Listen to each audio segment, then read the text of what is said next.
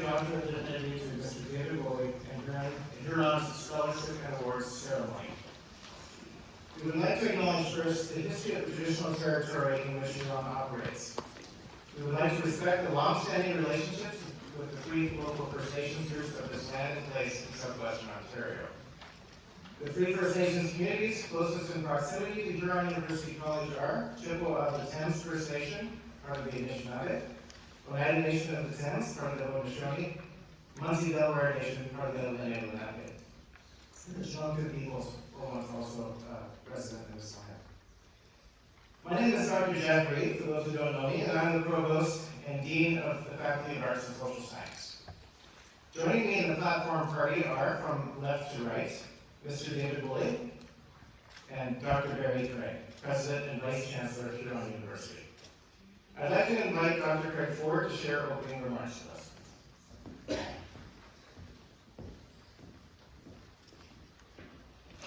Thank you, Dr. Reed. Delighted that so many of you could join us this evening after this ceremony, which we have the opportunity and the honor for an honorary degree, and then also honor our own scholarship and award recipients. Especially I want to thank family members that have come here tonight to celebrate the achievements of your own family members. It's very important, very special to have you with us. David Wooley, so please have him, and his partner Deb is here as well from the U.S., so thank you for everyone. We're going to begin this evening with an honorary degree ceremony, and then we move into the scholarship and award ceremony. So now I'm going to present a citation for David Wooley. Dave, if you could stand where you are, just face me, don't need to go anywhere until I read this. Now, citations, those who are near this sort of thing, explain the reason why we're honoring a person. There's two parts to the citation. One is the facts and figures part, and then the other part is from the heart. So we'll begin with the facts and figures. David Freeman Wooley was born in 1960 in Harlem, New York. At the age of 6, he received the gift of his first drum.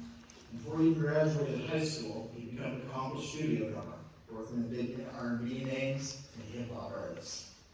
Following secondary school, he completed BBA for Business Administration and MBA, and began his career as an entrepreneur. Through the company he founded, Dave Wooley Productions, he became a music producer and promoter, working with major artists such as James Brown, Run DMC, The Temptations, and countless others. Then he expanded within sports promotion, receiving the pay-per-view rights to major world boxing events in the 1980s. Those of you who are my vintage will recall some of these. Marvin Hagler versus Sugar Ray Leonard, Andrew Holyfield versus Mike Tyson.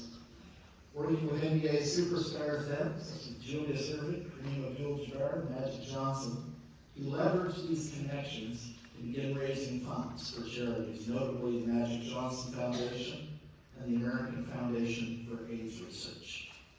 He has also had a career in the academic world. As if all of this wasn't enough, he's taught for a quarter century at Wilmington University, teaching business and marketing. When I first met Dave, this is where we begin to segue out of the facts and figures, at the Toronto International Film Festival, where he was premiering the film that he wrote and produced of the life of the legendary Dionne Warwick, herself a recipient of an honorary degree from Huron. The film, entitled Dionne Warwick, Don't Make Me Over, tells the life of one of America's greatest popular artists. But in particular, it illustrates the racism and discrimination that Warwick encountered in the early stages of her career, including discovering that her debut album, when released in Europe, featured a photo of a white woman on the cover under her name, lest sales be damaged by the thought of a black pop artist. Facing this and other attempts to change her, Dionne declared, "Don't Make Me Over." And that became the title of the book and the film. She went on, as today's film shows, to be an advocate for social and racial justice in the United States and an ally for the LGBTQ community around the world. Today's film brings out that side of Dionne Warwick's legacy and brings it to the fore. Dave has received numerous honors in his life, a nomination for the NAACP Image Award, a street named after him at Delaware's capital. And last year's on the cover of the HBCU, which is the Historic Black Colleges and Universities of America magazine. Well, we spent a few hours together a few years ago talking about the responsibility that we have to affect positive social change, especially when we've been given the opportunities and privilege afforded by education. Dave understood entirely what we're trying to do here at Huron, by not only providing great education for our students, but also encourage them to really become truly as retired. Throughout his life, Dave Wooley has taken the gifts and the opportunities he's received and found ways to give back to his community, both locally and nationally. The reason we're awarding Dave Wooley with his honorary degree tonight is precisely because of that. He realized how fortunate he's been in his life to receive those opportunities, and rather than just thinking about himself, thinking about how to make the world, society, and communities around him better places.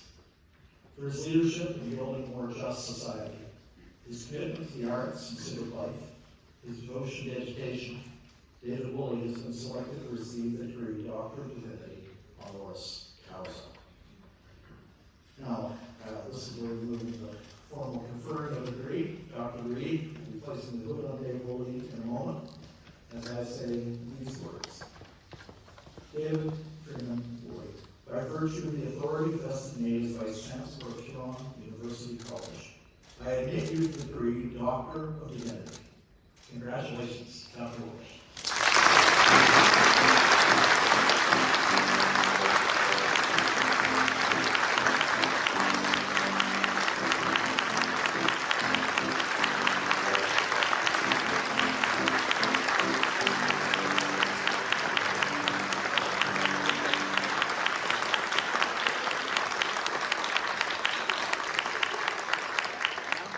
Dr. Wooley to accompany me over and sign the Great Huron book, which has been signed by dignitaries coming to this campus for over a century, and which Dionne Warwick herself signed 3 years ago. So Dave,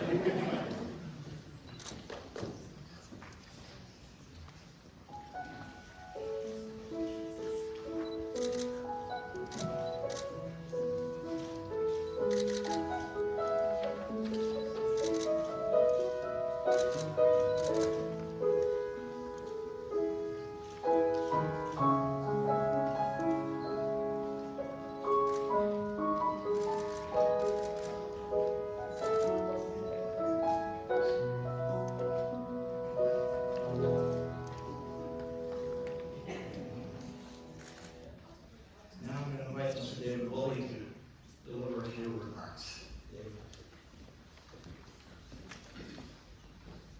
Good evening. How's everybody doing?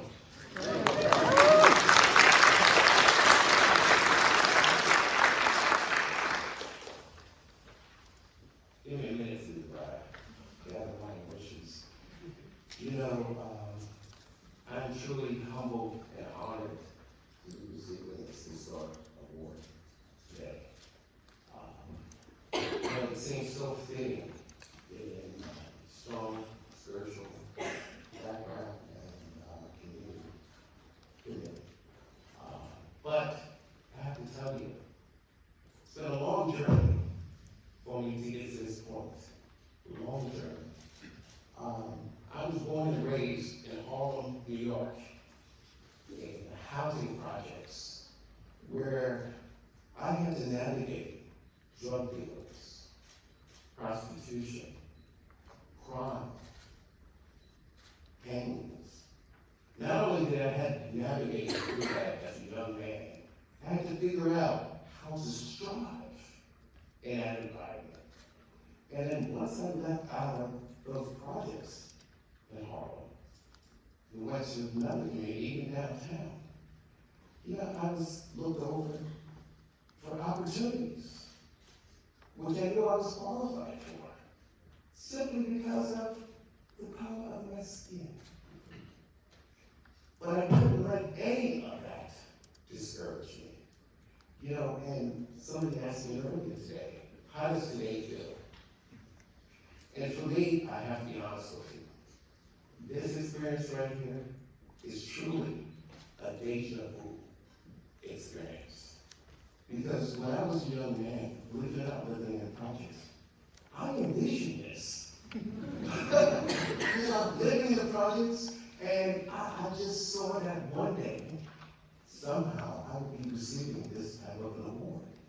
But at that young age, had I told somebody, guess what, one day, I'm going to be receiving an honorary award, and I said, man, get that out of your mind. That's impossible. Get that out of your mind. That's even family would have told me. That's impossible. But you know what? I'm standing here today because it is possible.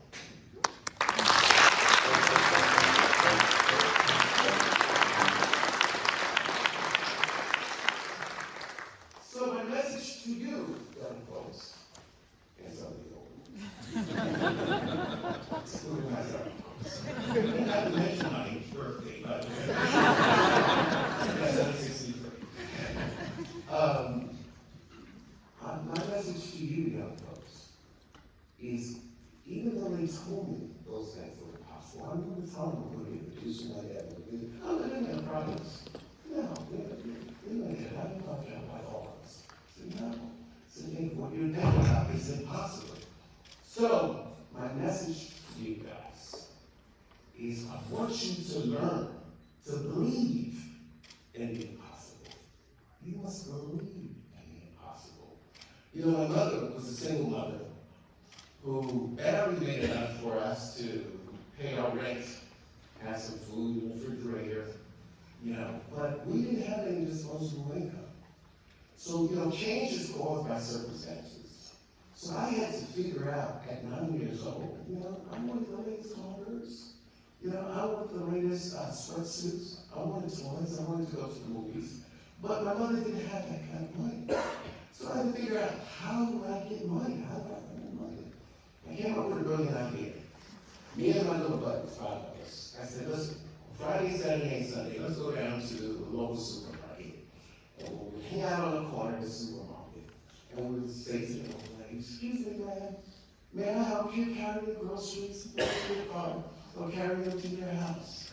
Yeah, sure, go on, sir. And they would give us 25 cents or 50 cents. That became my money. Well, I took that 50 cents, most quarters, and I saved up, because I can remember it vividly. There was a shopping cart in the supermarket, and I didn't say $25, a little shopping cart and go to groceries. I saved up all my money, bought that shopping cart. So now, when money came out, I was the only dude on the corner 9 years old with a shopping cart. So I had a competitive advantage over all my competitors. But what I noticed was that 50-cent tip turned out to be a lot. They were to do more. So I saved up all of that money, and believe it or not, I bought 5 shopping carts. By the time I was 10 years old, I owned 5 shopping carts. Just like I could have been a Bill Gates of shopping carts. 5 shopping carts. So the deal was, I let my little buddies use the shopping carts. But at the end of the day, they had to split their earnings with me 50-50. Right? They didn't have a problem with that. But what I never understood is none of them thought about, why am I getting paid back my money? Why don't I save my money by my own shopping cart? Right? They didn't understand that. But I have to say, that early age, I understood immediately the difference between being an employer versus being an employee. And it was a way event, something magical happened at 9 years old. That was the birth of me becoming an entrepreneur. And as I stand here today, from that moment to this moment, I have never worked for anybody full time in my life other than myself. I've been an entrepreneur.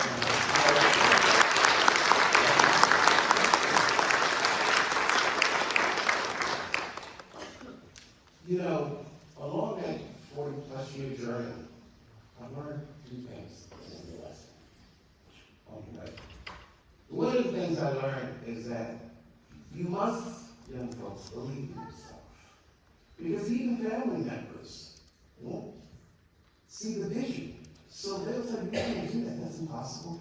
And it's not that they're any malice, they just can't see it. The other thing you must learn to do is be a community leader. You have to give back to the community. You must give back to the community. I always feel that we were put here to be of service to one another. You know, there is no great reward without great risk and great sacrifices, as your parents. You know, so be prepared to do those things. I had this mantra that kind of guides me. I'm calling my 3 P's: passion, purpose, and perfection. And whenever I make a decision, I kind of run that model through myself. You know, what am I passionate about this? Because some of these things take years to manifest. So, a passion. And does this fit into the purpose? Is this what God wanted me to do? And then the last one is perfection. The fact that you're here at this amazing institution, getting a phenomenal education, means that you are ready for working with perfection. See, because perfection is a lifelong journey. You never achieve it. You should be a constant learner. You know, it's also, you have to understand that success is built on success. It really is. So, in addition to all those things, when it's all said and done, you have to be a leader.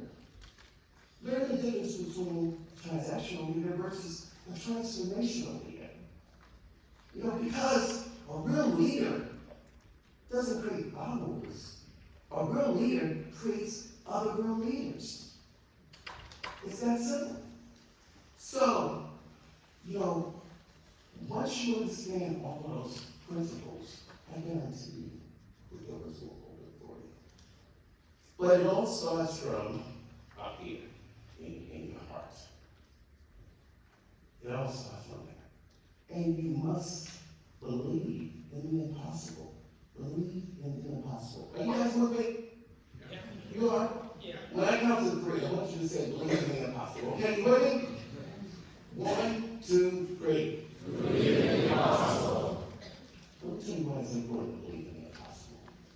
Because it's only impossible until somebody does it. Make sure that you are that somebody that does it. And may God bless each and every one of you. And I'm sure I look forward to reading about you with your fantastic careers. I want to thank Dr. Craig, Dr. Reed, the faculty who put this together, you know, the students that made this happen. I'd like to thank my family, my bonus family, bonus children, my lovely wife, the love of my life, Deborah Wooley, my 2 heartbeats, my daughters, Vida and Davina Wooley. And then my latest constant source of inspiration, my grandson. He's 1.5 years old.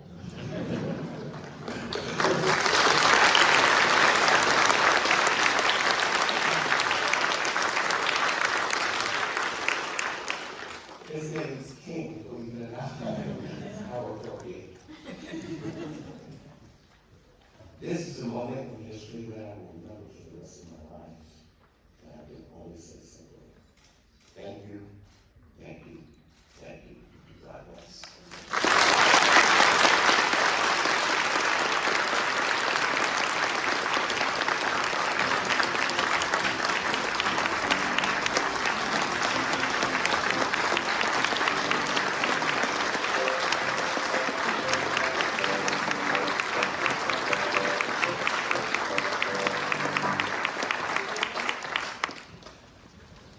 Thank you very much, Dave. Thanks for those words. They came from the heart. Everybody can tell that I know you, of course. I know what a genuine person you are. And I know there are students here. If anyone wants to reach out to you at any time, we'll be there. We can help support mentorship and this kind of person you are. So thank you very much. Now we're going to move on to the scholarship and award ceremony.